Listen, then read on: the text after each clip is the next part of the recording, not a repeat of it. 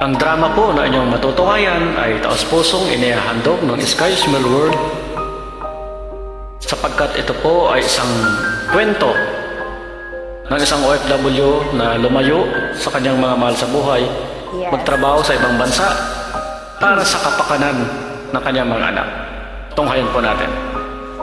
Mga roket, para na sa inyo ha.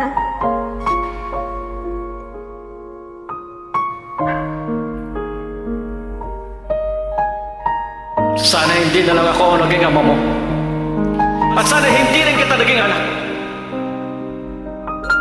At ngayon, pinili mo ba ako bilang isang ama mo? Hindi yan ang buhay na ginusto ko para sa inyo. Naghihirap ako dito sa ibang bansa. Nagtatrabaho ako para sa inyo. Puro na lang sama ng loob ang nababalitaan ko sa mga nangyayari sa'yo. Puro na lang barkada ang iniisip mo. At kahit na nandito ako at nandyan kayo sa mga lupalok ng mundo, dala-dala ko ang obligasyon ko para sa inyo. Dahil magulang niyo ako. Hindi mo ako naintindihan. Hindi ko hindi ang lahat na ibinigay mo sa amin. Kaya may gusto. Dahil mahal na mahal ko kayo. At ngayon sasabihin mo sa akin na hindi kita maintindihan. Bakit? Ni minsan ba inintindi mo ba ako? Minsan ba inisip mo ba kung kumain man lang ako? Narito ako sa gitna ng desierto, naghahanap ng langis, nagtatrabaho para may mapapadala sa inyo. Pinapag-aral kita sa maayos na universidad. Subalit bakit puro barkada ang iniisip mo? Hindi mo pinapahalagahan ang bawat saway ng nanay mo.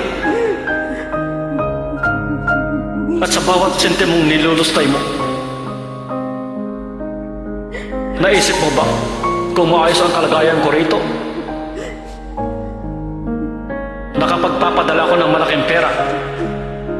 Oo, dahil dugo at pawis ang puhunan ko nito para makapag-aral ka. Dahil sa kabila ng mga pagtitiis ko rito, ang kapakanan mo ang iniisip ko para makatapos ka. Kami ng nanay mo. Pero bakit hindi mo pa rin kami maintindihan? Ano bang desisyong meron ka? Mahal na mahal ka namin, anak. Mahal ko rin kayo. Pero bakit ganito ang ginaganti mo sa amin? Pahalagahan mo man lang kami ng nanay mo. Sana hindi pa huli ang lahat para magbago ka. Dahil mahal na mahal ka namin. Sorry po.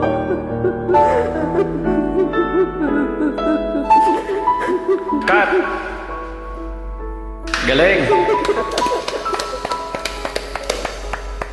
Ito po isang kwento ng isang OFW na patuloy na nagsasakripisyo sa ibang bansa para matustusan, mapag-aral ang kanyang mga anak.